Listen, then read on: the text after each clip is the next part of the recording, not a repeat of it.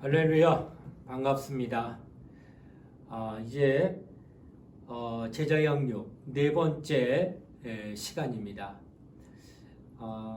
시간마다 하나님의 말씀을 가까이 하고 은혜 받는 시간이 되는 줄로 압니다. 더 깊은 은혜 자리로 나갈 수 있도록 늘 사모하는 마음을 가지고 말씀 앞에 나오는 우리 모든 분들 되시기를 바라겠습니다. 잠시 기도하겠습니다. 하나님 감사드립니다. 오늘도 제자 양육 네 번째 시간을 맞이하였습니다. 하나님이 우리에게 알게 하게 하시고 또 깨닫게 하시는 귀한 말씀들이오니 순종하는 마음, 또 겸손한 마음, 온유한 마음으로 하나님 말씀을 깨닫는 은혜가 임하게 하여 주시옵소서. 성령께서 우리에게 말씀하시니 우리는 들을 수 있는 또 깨달을 수 있는 복된 귀가 있게 하여 주시고 오늘도 말씀을 함께 탐구할 때 하나님의 은혜가 임하게 하여 주시옵소서. 감사를 드리며 거룩하신 예수님 이름 받들어 간절히 기도드리옵나이다. 아멘. 네, 오늘은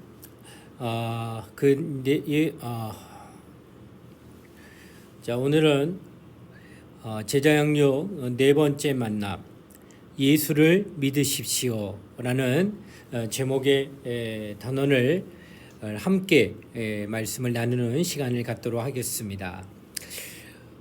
이제 화면에 보이시는 지문을 함께 따라 보시면서 또 말씀도 찾아가시면서 함께 공부하도록 하겠습니다. 제가 지면을 읽도록 하겠습니다. 이제까지 우리는 예수가 어떤 분인지, 어떤 일을 했는지, 현재 이 세상에서 어떤 일을 하는 분인지를 살펴보았습니다. 그러나 이러한 지식이 당신의 삶을 변화시키지는 못합니다. 이런 지식이 사회를 개혁하지 못하는 것은 더 말할 것도 없습니다. 새로운 생활을 하고 새로운 사회를 이루려면 예수의 능력을 체험하고 그 권세를 실감해야 합니다. 그러기 위해 당신은 어떻게 해야겠습니까? 라는 질문입니다. 저희는 지금까지 예수가 어떤 분인지, 또 어떤 일을 했는지, 또 현재 이 세상에서 어떤 일을 하는 분인지를 우리는 지난 시간까지 잘 배웠는데, 이렇게 우리가 배운 이 말씀이 과연 내 삶, 당신의 삶, 우리의 삶을 변화시키지는 못한다는 겁니다. 지식적으로 안다고 해서 변화되지 아니하고 그것이 변화되려고 하려면 예수의 능력을 체험하고 또 그것을 실감할 수 있는, 경험해야 된다라고 하는 것을 말하고 있다는 겁니다. 자, 그러기 위해 당신은 어떻게 해야겠습니까? 여러분, 우리는 지식을 알았어요. 그러니까 여기서 멈추면 안 된다는 거죠. 지식에서 우리는 어디로 가야 돼요? 체험으로. 우리 이렇게 지식에서 체험으로 옮겨지는 그런 신앙생활을 해야 변화가 일어난다라는 것입니다.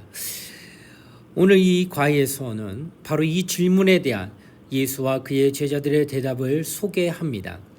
이들의 제안을 진지하게 한번 생각해 보시기를 바랍니다. 이 제안에 대해 당신이 어떤 결정을 내리든지 그 순간은 당신의 생애의 중대한 순간이 될 것이라 확신한다는 겁니다. 자, 그러면 계속해서 지문을 읽어가며 말씀을 나누겠습니다.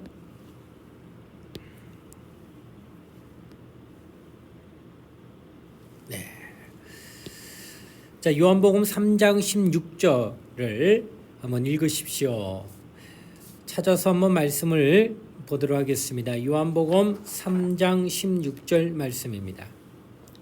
자, 성경책을 꼭 준비하셔서 말씀을 찾아가면서 말씀이 그런가 하고 꼭 확인하면서 말씀을 공부할 수 있도록 하도록 하겠습니다.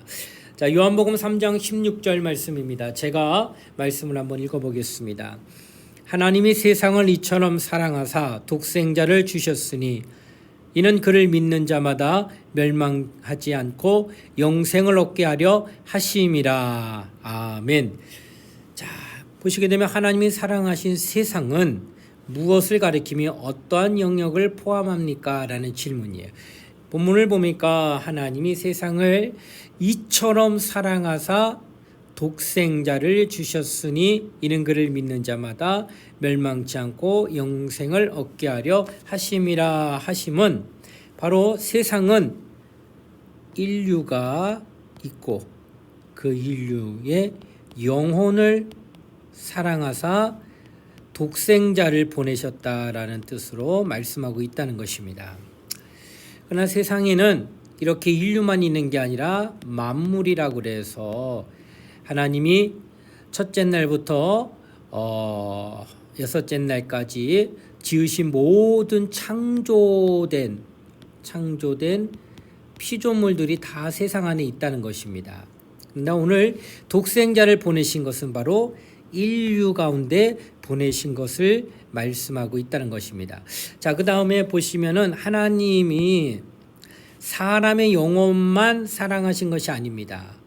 하나님은 온 인류를 사랑하시고 그들과 사는 자연 그리고 그들이 속한 사회까지 사랑하셨다라는 표현입니다. 자, 요걸 좀 부연 설명하도록 하겠습니다.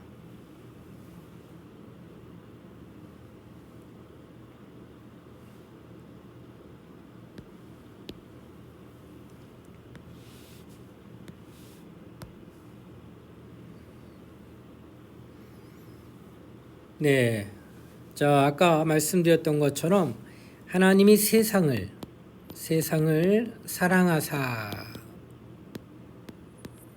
그래서 누굴 보냈다고요? 독생자.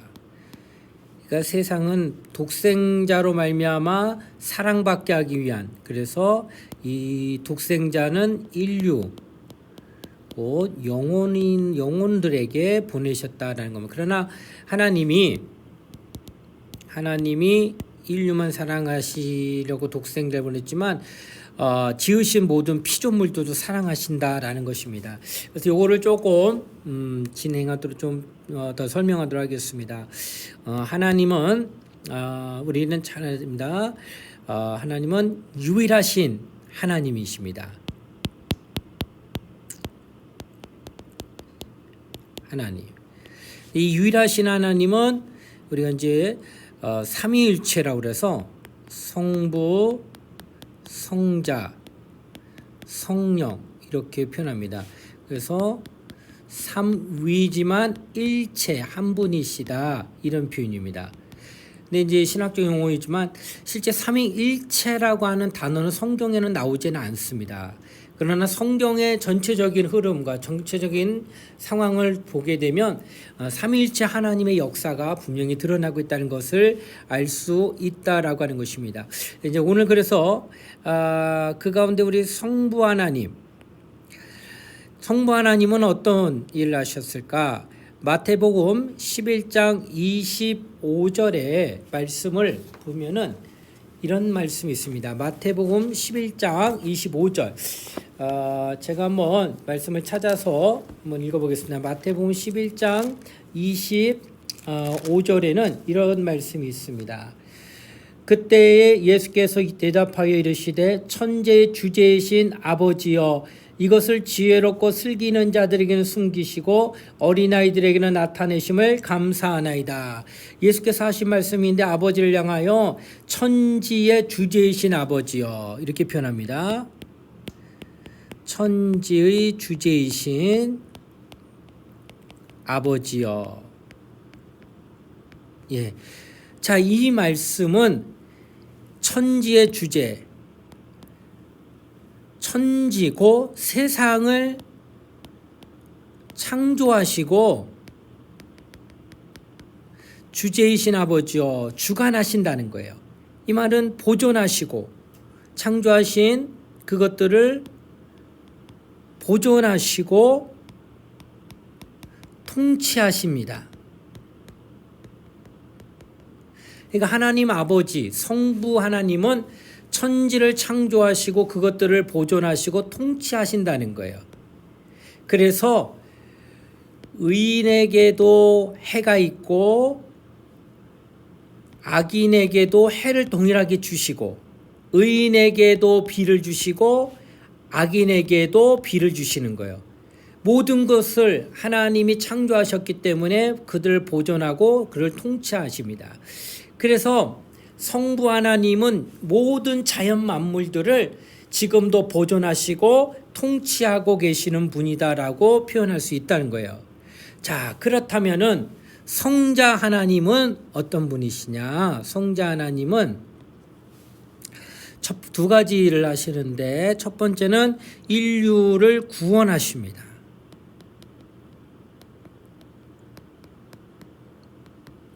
그래서 오늘 읽은 요한복음 3장 16절 아까 읽었죠? 하나님이 세상을 이처럼 사랑하사 독생자를 주셨으니 이는 그를 믿는 자마다 멸망치 않고 영생을 얻게 하려 하심이라. 그 예수 믿으면 멸망하지 아니하고 구원받는다라고 해서 구원해 하심이 바로 이 말씀이고, 두 번째는 심판주가 되십니다. 이 땅에 오셔서 심판주가 되심. 그래서 심판주에 대한 말씀은 요한복음 5장 22절과 27절로 29절에 있는 말씀이에요. 자, 이 말씀을 한번 제가 찾아보겠습니다. 요한복음 5장 22절 말씀을 제가 한번 읽어보겠습니다. 아버지께서 아무도 심판하지 아니하시고 심판을 다 아들에게 맡기셨으니, 지금 하나님 아버지가 심판은 누구에게? 아들에게, 이렇게 표현되어 있고요. 27절로 29절의 말씀을 보면 또 인자됨으로 말미암아 심판하는 권한을 주셨느니라. 이를 놀랍게 여기지 말라. 무덤 속에 있는 자가 다 그의 음성을 들을 때가 오나니 선한 일을 행한 자는 생명의 부활로, 악한 일을 행한 자는 심판의 부활로 나오리라. 지금 여기서도 인자됨으로 말미암아 심판하는 권한을 받았다. 심판하는 권한을 아들이 받았다는 것. 그래서 하나님의 아들이 이 땅에서 인류를 구원하실 뿐만 아니라 그는 이 땅에 오셔서 죽은 자와 산 자와 그리고 마귀를 심판하실 거라는 거예요. 이것이 바로 하나님의 아들 성자 예수 그리스도께서 하시는 일입니다. 그럼 성령은 어떤 분이시냐? 성령은 성도 안에 성전 삼고 계신 분. 그래서 고린도전서 3장 16절 말씀입니다.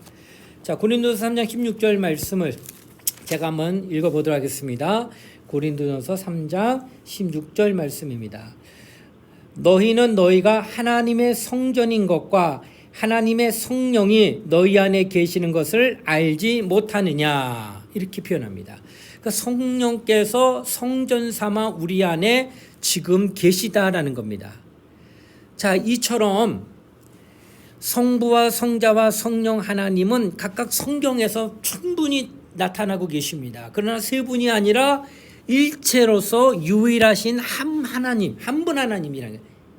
그러니까 우리는 하나님의 역사, 우리가 만약에 하나님 하잖아요. 그래서 아까 이제 좀 이따가 다시 본문으로 들어가겠지만은, 아들은 이 땅에 오셔가지고 인류와 또 심판주가 되시지만 아버지는 하나님으로서 천지의 주제 되셔서 세상을 창조하실 뿐만 아니라 보존하시고 그리고 지금도 통치하고 계시기 때문에 사랑하신다라는 뜻이에요. 그리고 이제 성령 하나님은 믿는 자들 속에 들어오셔서 영원히 함께 계시며 하나님을 알게 하고 하나님을 더욱더 가까이 하게 하는 하나님의 역사를 지금도 진행하고 계시다라고 말씀하고 있다고 하는 것입니다. 자, 그러면 다시 본문으로 또 돌아가도록 하겠습니다.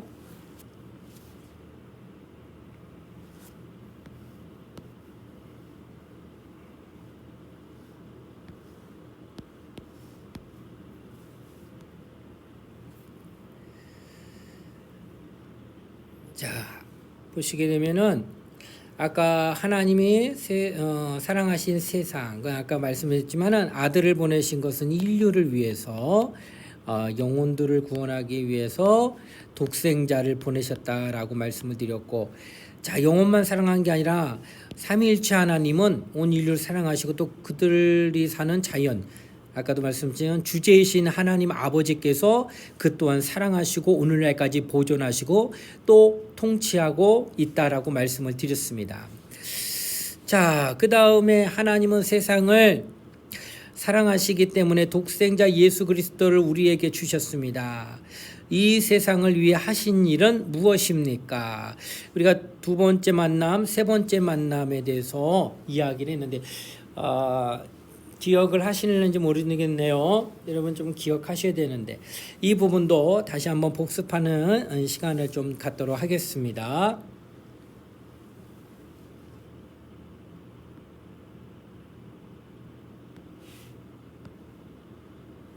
네.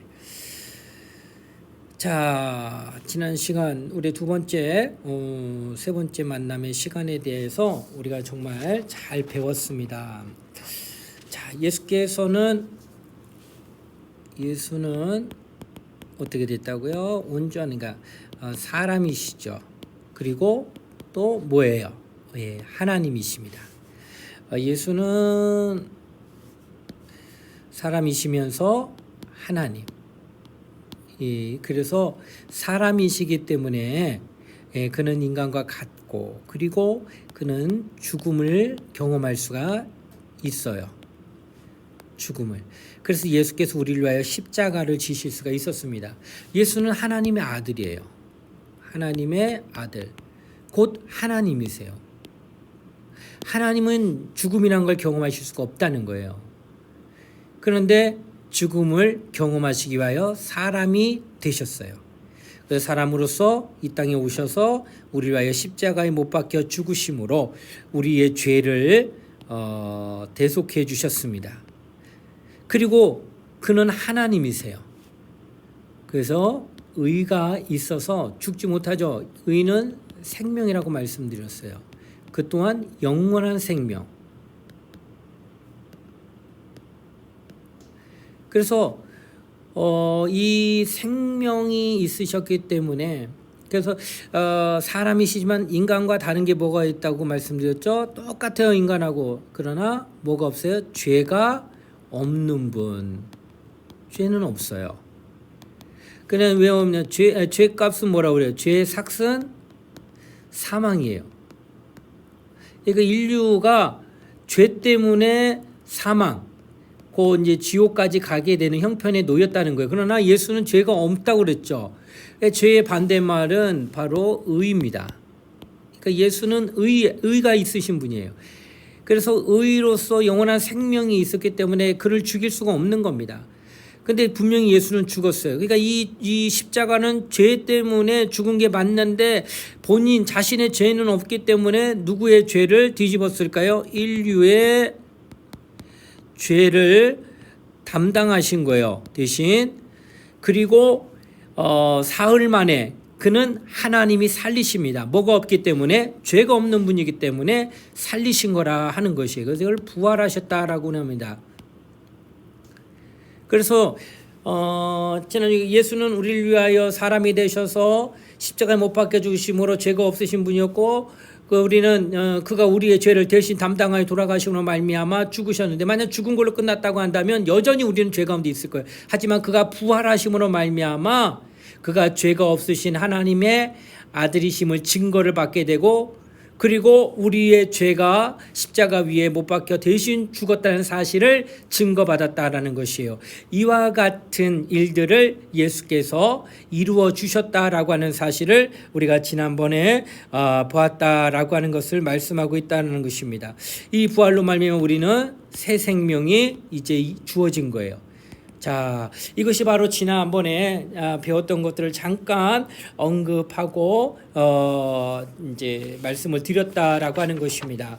자, 그러면 계속해서 우리 이제 다음 말씀으로 좀 넘어갈 수 있도록 하겠습니다.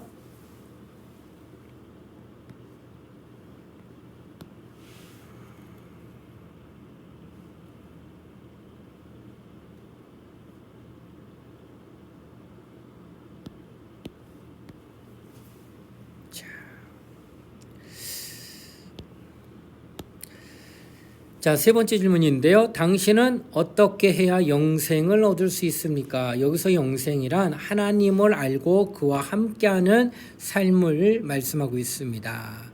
근데 지난 시간 우리가 그래서 하나님을 알고 그 배운 지식이 있잖아요. 우리가 그동안 만난 시간마다 하나님에 대하여 공부하신 거예요. 하나님에 대하여. 그래서 하나님을 대하여 알게 됨. 자, 이제는 그와 함께하는 삶을 이제 말해야 된다라는 겁니다. 그래서 이것은 실제 경험하는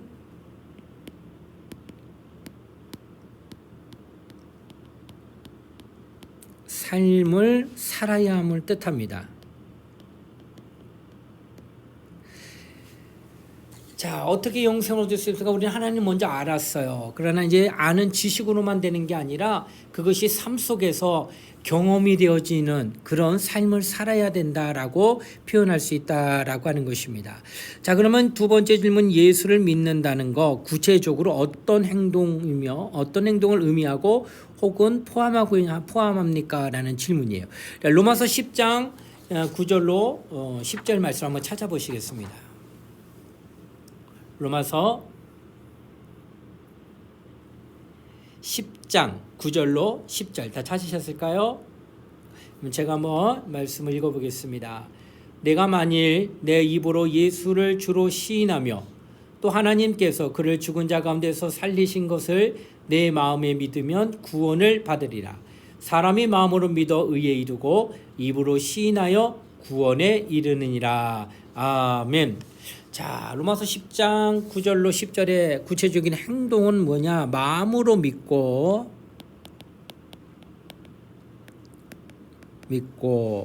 그리고 입으로 시인해야 됩니다. 시인한다는 것은 고백하는 거예요. 그러니까 마음으로만 믿는 걸로 하면 안 돼요. 하나님이 계신 것 같아. 속으로 생각으로만 끝나는 것이 아니라 입으로 시인해요. 그가 정말 하나님의 아들이십니다. 그가 정말 하나님이십니다 하고 입으로 시인하고 그는 나의 구세주십니다. 입으로 고백하라고 하는 것이에요. 그래서 여러분 병상에서 기도를 하게 되면은 만약 그거 예수 믿지 않았다면 영접 기도를 반드시 시키는 까닭도 그런 겁니다. 그로 예수께서 하나님의 아들이심을 믿는 믿음을 그 입술을 통하여서 시인하고 고백하게 하기 위해서 영접기도도 병상에 있는 환자를 위하여 함께하게 한다라고 하는 것이에요. 바로 이처럼 예수 믿는다는 것은 마음으로만 믿고 끝나는 게 아니라 반드시 입으로 시인하고 고백하는 영접하는 그런 기도가 반드시 있어야 된다라고 하는 것이에요. 또 요한복음 1장 12절 말씀 한번 찾아보실까요? 요한복음 1장 12절 말씀입니다. 자, 제가 한번 읽어보겠습니다. 영접하는 자, 곧 그 이름을 믿는 자들에게는 하나님의 자녀가 되는 권세를 주셨으니. 아멘. 자, 여기 보시게 되면은 믿는다는 것은 예수를 어떻게 한다는 것일까요? 영접하는 것, 이렇게 표현합니다. 이 영접이라고 하는 뜻을 사전에서 찾아보니까 손님을 맞아 대접하는 거, 이런 뜻입니다. 손님을 맞아 대접하는 거. 자, 이처럼 영접한다는 것은 마음속으로 그냥 내가 이제 예수님 모셔서 이런 뜻을 끝난 것이 아니라 실제 그분을 맞이하였다면 대접하라는 거예요. 그래서 필요하는 것들, 손님이 뭘 원하면은 이거 좀 있을까요? 물어보면 있습니다. 갖다 드리잖아요. 그가 정말 필요로 하는 모든 것들을 수족이 되어 가지고 도움을 주잖아요. 손님을 맞이하고 그냥 멀뚱하게 알아서 하시오라고 아니고 손님이긴 까닭에 그렇게 도와주는 것처럼 예수를 내가 영접하게 되면은 마음속으로 믿었다 생각하는 걸 끝나는 것이 아니라 실제적으로 그를 대접하는 그런 행동이 반드시 있어야 됨을 이야기하고 있다라는 것이에요. 또 사도행전 2장 38절 말씀 한번 찾아보실까요? 사도행전 2장 38절 말씀. 네. 자, 제가 한번 사도행전 2장 38절 말씀을 읽어보겠습니다. 베드로가 이르되 너희가 회개하여 각각 예수 그리스도의 이름으로 세례를 받고 죄 사함을 받으라. 그리하면 성령의 선물을 받으리니. 아멘. 자, 여기에 보시게 되면 예수 믿는다는 거 뭐 하느냐? 회개한다는 거예요. 회개하고 또 세례를 받고 그리고 그로 말미암아 죄 사함을 받고 그리고 성령을 받으라.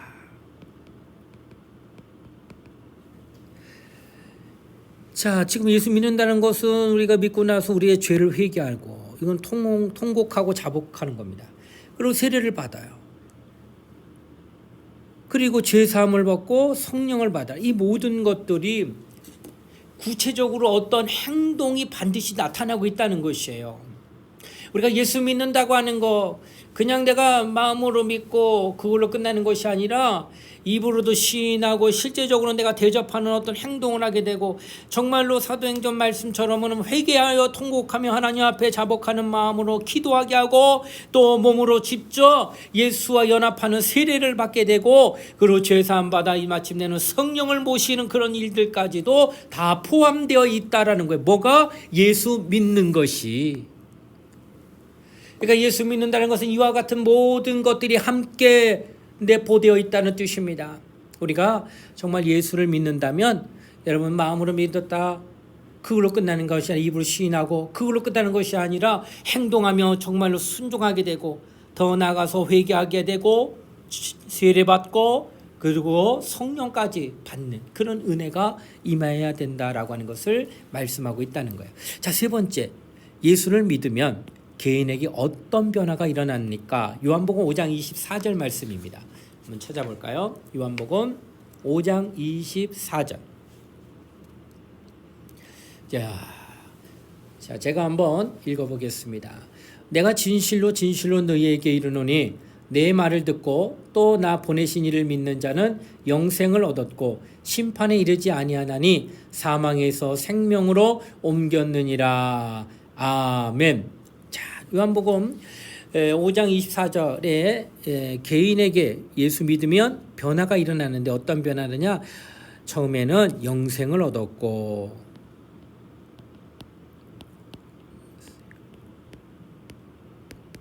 영생을 얻었고 또 미래의 약속, 현 상태는 그렇고 미래의 약속은 심판에 이르지 아니함.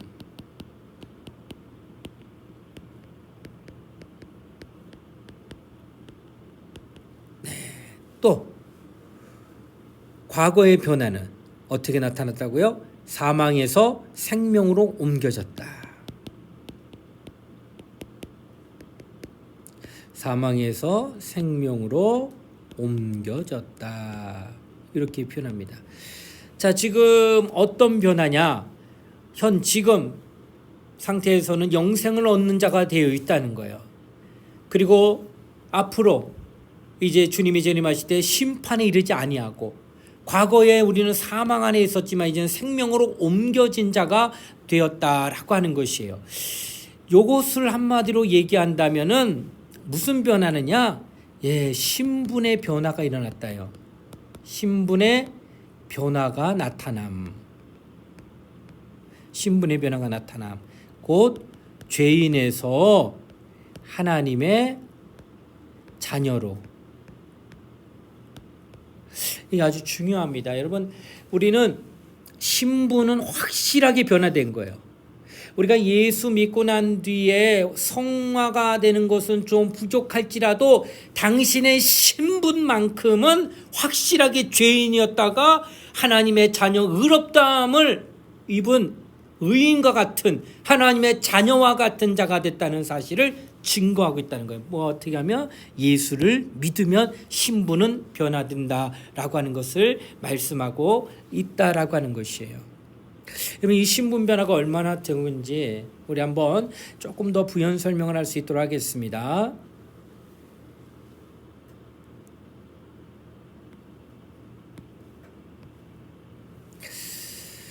자, 좀 전에 얘기했던 신분의 변화. 자, 우리 과거에는 우리나라에서도 양반 노비 이런 말이 있었어요. 뭐 쌍놈 이런 표현도 하지만 이게 이제 계급의 차이고 이게 신분의 차이가 나타났습니다. 그래서 이 노비를 다른 말로 종이라고 합니다. 근데 아버지가 종이면 아버지가 자식을 낳으면 아들이 있잖아요. 그렇죠? 그러면 아들이 뭐가 될까요? 종이에요. 또 아들이 자식을 낳으면은 손자가 될 거예요. 손자도 종이에요. 또 손자가 자식을 낳으면 증손자가 되는데 그도 종이에요. 언제까지? 아마 이 제도가 없어지기 전까지는 영원토록 있다면 영원토록 종이에요. 피할 수가 없다라는 거예요. 자, 이런 종이 된 노비로 사는 이런 삶에는 뭐가 없냐? 자유가 없어요. 소유할 수 있는 게 없어요. 또 소망이라는 것을 가질 수가 없어요. 정말로 이 종이 되면 모든 것이 다 그의 것이 될 수가 없다는 거예요. 영원토록 종이 되어서 자유고 영원토록 자유하지 못하고 영원토록 소유하지 못하고 영원토록 소망을 가질 수가 없는 이런 것이 바로 이 종이라고 하는 것이에요. 그런데 노비 문서가 있는데 이 노비 문서를 태우거나 누군가가 문서의 값을 지불하고 없애면 그러면 어떻게 해요? 사면이 돼요. 사면이 되면 어떻게 될까요? 사면이 되면은 뭐가 돼요? 그때부터 자유가 있어요. 그리고 모든 것을 소유할 수 있어요. 그리고 이는 소망을 가질 수가 있다는 거예요. 그러니까 지금 종, 노비 이런 신분으로 갖고 있던 자는 절대로 자유할 수 없고 소유할 수 없고 소망을 가질 수 없기 때문에 이 안에는 기쁨도 행복도 절대 주어지지 않는 겁니다. 그러나 사면이 되면 태우거나 값을 지불하게 되면 그때는 자유자가 되고 소유하게 되고 소망 갖게 되고 그때는 기쁨도 있고 그 안에 행복도 갖게 되더라는 거예요. 바로 이와 같이 신분이 바뀌는 거예요. 죄인이 되면은 모든 자유나 모든 소유는 다 끝난 거예요. 그러나 하나님의 자녀가 되면 모든 것을 다 소유하고 누릴 수 있다는 거예요. 이것이 어떻게 되느냐? 신분의 변화로 말미암아 주어진 사건이라는 거. 어떻게? 예수 믿음으로. 여러분, 이 예수 믿는다는 것이 정말 이런 것입니다. 우리의 신분이 죄인에서 정말 하나님의 자녀로서 의인의 반열에 서는 자가 됨으로 말미암아 우리 모든 것을 누릴 수 있다는 거예요. 그래서 이제는 그 모든 것을 허락을 받았으니 너는 자유하라. 너는 모든 것을 다 아버지께로부터 소유받을 수 있다. 그리고 너는 하늘나라를 소망할 수 있다. 그러니 너는 영원토록 기뻐하라. 영원토록 행복하라 하신다라는 거예요. 여러분과 내가 이렇게 예수 믿는다는 것은 얼마나 큰 변화가 일어난 건지 이루 말할 수가 없다라고 하는 것이에요. 자, 그럼 우리 계속해서 다시 본문으로 들어와서 말씀을 함께 또 보도록 하겠습니다.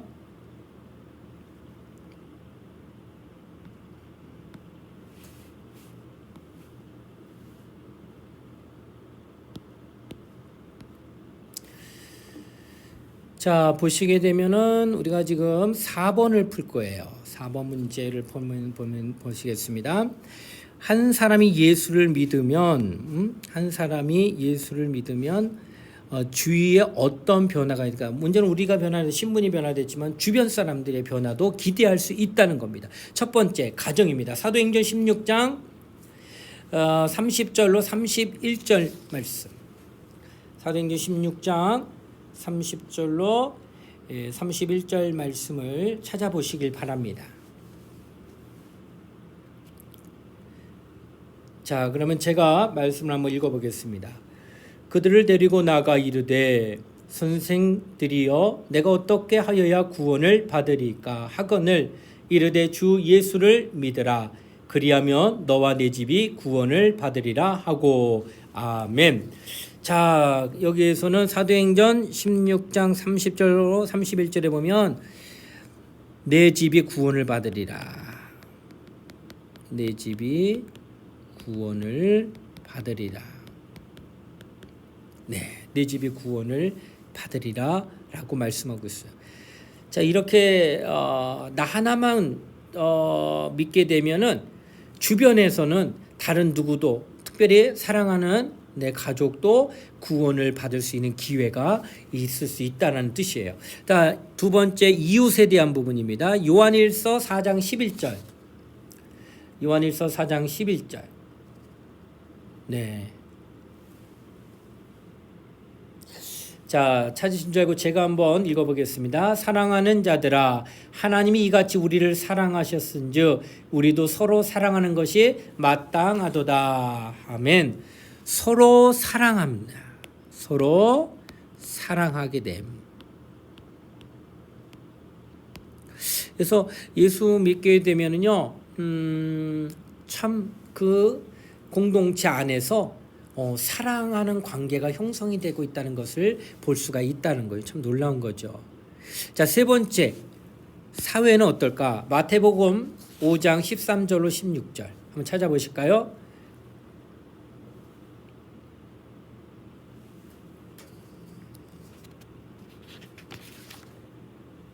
네, 마태복음 5장 13절로 16절 제가 한번 읽어보겠습니다.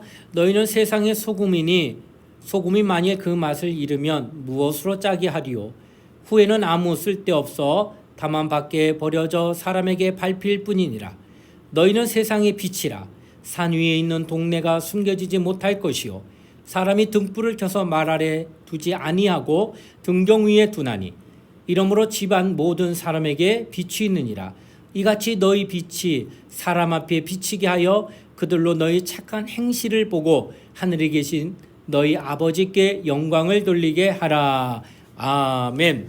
자, 여기 마태복음 5장 13절로 16절까지 말씀을 보게 되면은 어떤 변화가 일어나냐? 소금과 빛의 역할을 하게 됩니다. 빛의 역할을 하게 됩니다. 자, 지금 한 사람입니다. 그가 뭐하면 예수 믿으면 그만 변한 게 아니라 주변에 주위에 바로 가깝게는 가정, 그 다음에 이웃, 더 넓게는 사회에 이르기까지 변화가 일어나고 있다는 것입니다. 이 소금이라고 하는 거, 이 소금이라고 하는 거 첫 번째 맛을 내고, 그렇죠? 두 번째 방부제 역할을 합니다. 그래서 부패를 막아요. 또 빛이라고 하는 것은 어때요? 어두움을 밝힙니다.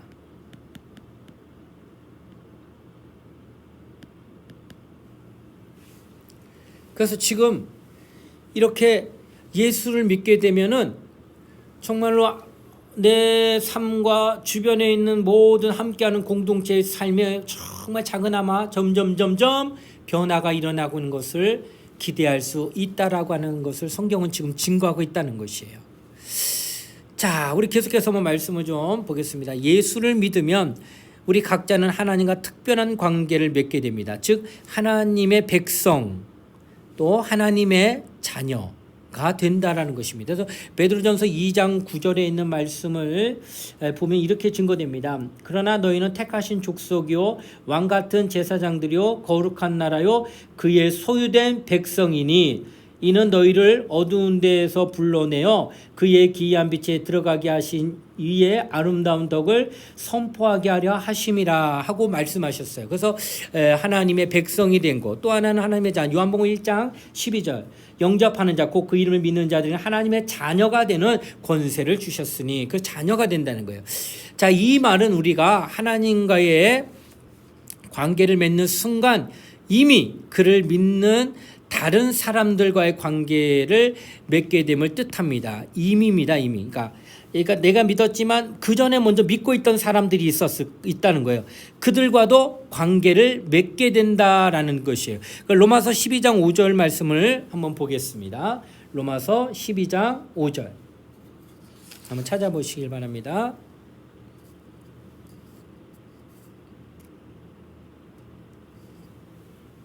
예, 제가 한번 말씀을 읽어보겠습니다. 이와 같이 우리 많은 사람이 그리스도 안에서 한 몸이 되어 서로 지체가 되었느니라. 아멘.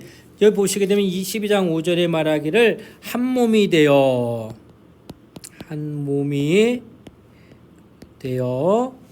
서로 지체가 됨. 서로 지체가 됨. 이렇게 표현했어요. 이제는 한 몸이에요. 그리고 지체가 됐다는 것이에요. 자, 요거를 우리는 교회라고 말합니다. 자, 우리 이제는 예수를 믿는 순간 홀로 있는 게 아니라 이미 믿고 있는 다른 사람들과도 우리는 이미 관계를 맺게 되어 있다는 거예요. 그래서 그것을 표현하기를 몸으로 표현했다는 거예요. 한 몸. 그래서 몸에 각 지체가 있는데 분리되어 있는 것이 아니라 하나의 지체로 되어 있다고 하는 사실을 이야기한다는 거예요. 자, 우리 계속해서 말씀을 좀 보도록 하겠습니다.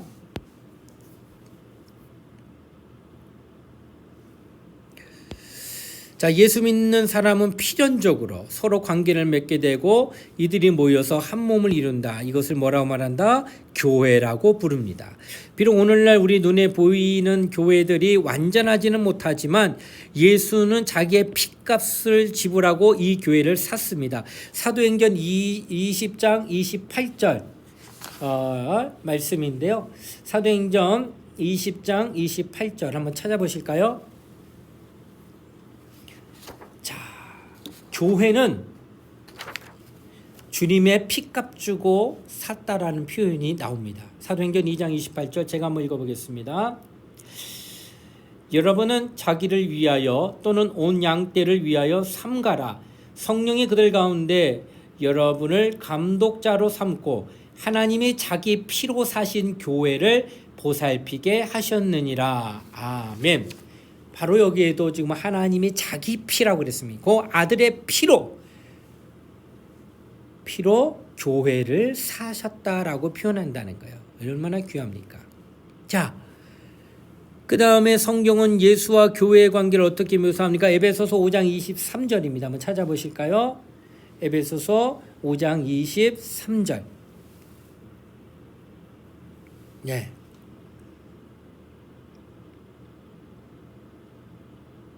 자, 에베소서 5장 23절 제가 한번 읽어보겠습니다. 이는 남편이 아내의 머리됨이 그리스도께서 교회의 머리됨과 같음이니 그가 바로 몸의 구주시니라. 아멘. 자, 어떻게 표현되느냐? 그리스도께서 교회의 머리가 되심 이렇게 됐어요. 자, 그래서 교회라고 하는 한 몸이 있는데 거기에 머리는 누구냐? 그리스도라고 하는 거예요. 그래서 우리는 우리 모든 몸의 지체들은 누구의 지시를 받아요? 머리의 지시를 다 받고 있다는 거예요. 그래서 일사불란하게 머리가 어디로 이동하자, 오른쪽으로 가자, 왼쪽으로 가자 하면은 발이 그 지시를 따라서 오른쪽으로 가기도 하고 왼쪽으로 가기도 한다는 거예요.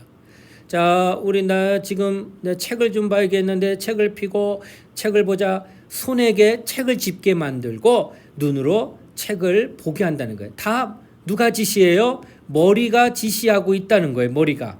이처럼 몸은 머리의 지시를 받아야 되는 것처럼 교회는 몸으로서 누구?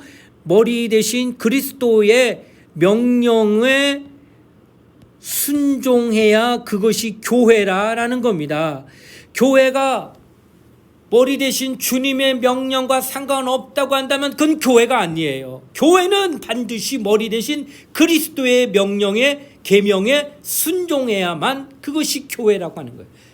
오늘날 우리 교회는 바로 그리스도가 머리가 되셔서 그가 하시는 말씀대로 움직여지고 그가 하신 말씀대로 순종하게 되고 그가 하신 말씀대로 따라가게 되고 그가 하신 말씀대로 움직이는 역사하는 것이 바로 교회라고 한다고 하는 것이에요. 그러므로 오늘날 우리는 머리 대신 그리스도의 명령에 온전히 순종할 수 있는 그런 공동체가 되어야 됨을 성경은 이야기하고 있다라고 하는 것입니다. 자, 우리 이제 일곱 번째 질문입니다. 이제까지 예수에 대하여 공부를 했습니다. 자, 지금까지 배운 것을 잠깐 복습합니다. 첫째 날 뭘 배웠을까요? 예수 그리스도는 사람이시며 또한 하나님이십니다. 그렇죠? 온전한 사람, 온전한 하나님 이렇게 표현한 겁니다. 자, 우리 다음 장면 넘어갈게요.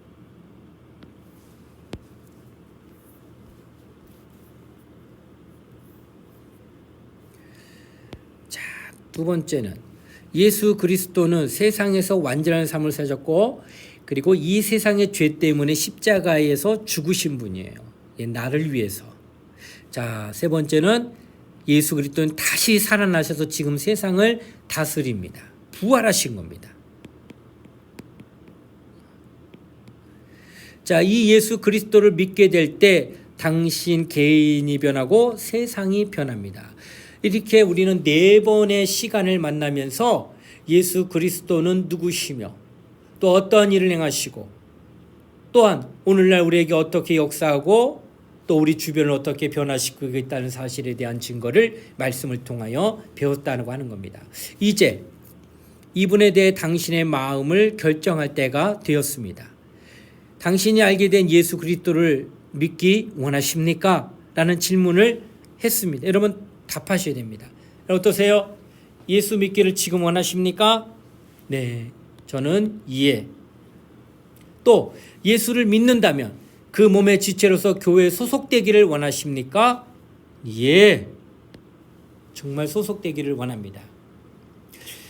자, 이제 새롭게 결심을 하면서 당신의 생각을 하나님께만 말해보시오. 이렇게 되어 있습니다. 여러분 이제 지금까지 배웠던 말씀들을 기억하면서 이제 내가 결심하는 거예요. 아, 이건 각자가 느끼는 거를 말 쓰시면 돼요. 그리고 말하시면 돼요.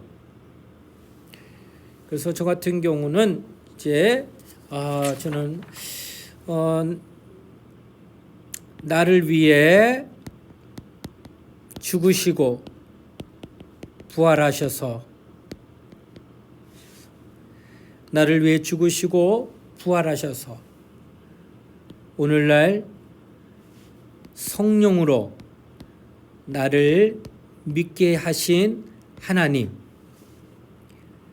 이 땅에서 이제는 하나님의 뜻을 이루어 드리는 삶을 살겠습니다. 이건 제 고백입니다. 여러분도 각자 하나님 앞에 정말 오늘 말씀 지난 우리가 이렇게 배웠던 말씀을 기억하시면서 하나님 앞에 정말로 내가 이렇게 이제는 변화되길 원합니다. 내가 이제는 하나님을 알았으니 하나님을 더욱더 알아가며 하나님 말씀대로 살겠습니다. 라는 고백을 하시기를 바랍니다. 아까도 말씀드렸잖아요. 마음으로 믿어 그리고 입으로 시인하는. 여러분 이 시간 시인하는 거예요. 고백하는 거예요. 그래서 내가 예수 믿는 사람임을 나타내는 것이에요. 이제 행동도 할 것이에요. 이 모든 것들이 계속 진행되어야 됨을 이야기하고 있다고 하는 것입니다. 이제 우리 모두 다 하나님 앞에 이제 예수 그리스도는 누구신가를 우리가 배웠습니다. 이제 우리는 좀 더 하나님에 대하여 알아가며 또 우리 삶 가운데 하나님이 역사하실 수 있도록 하나님이 함께 하실 수 있도록 하나님이 나를 주장하실 수 있도록 하나님이 나를 이끌어 가실 수 있도록 그분께 겸손함과 온유함으로 나오시기를 바랍니다. 우리 모두 다 그런 믿음을 갖기를 소원하면서 이제 성경 공부 오늘의 시간을 마치도록 하겠습니다. 이상으로 4번째 만남 예수를 믿으십시오라는 과의 제목을 이제 마쳤습니다. 여러분 늘 하나님 말씀을 가까이하여 하나님의 은혜가 여러분의 삶과 여러분의 가정에 임하시기를 부탁을 드리겠습니다. 기도하겠습니다. 하나님 감사드립니다. 오늘도 하나님께서 귀한 만남 또 영상을 통하여 하나님 말씀을 볼 수 있도록 은혜 베푸심을 감사드립니다. 우리 모두가 하나님을 더 가까이 하게 함으로 또 알아가게 함으로 깨닫게 함으로 하나님을 정말 의지하고 또 그 말씀에 순종하는 믿음 생활 할 수 있도록 도와주시옵소서. 감사를 드리며 거룩하신 예수님 이름 받들어 간절히 기도드리옵나이다. 아멘.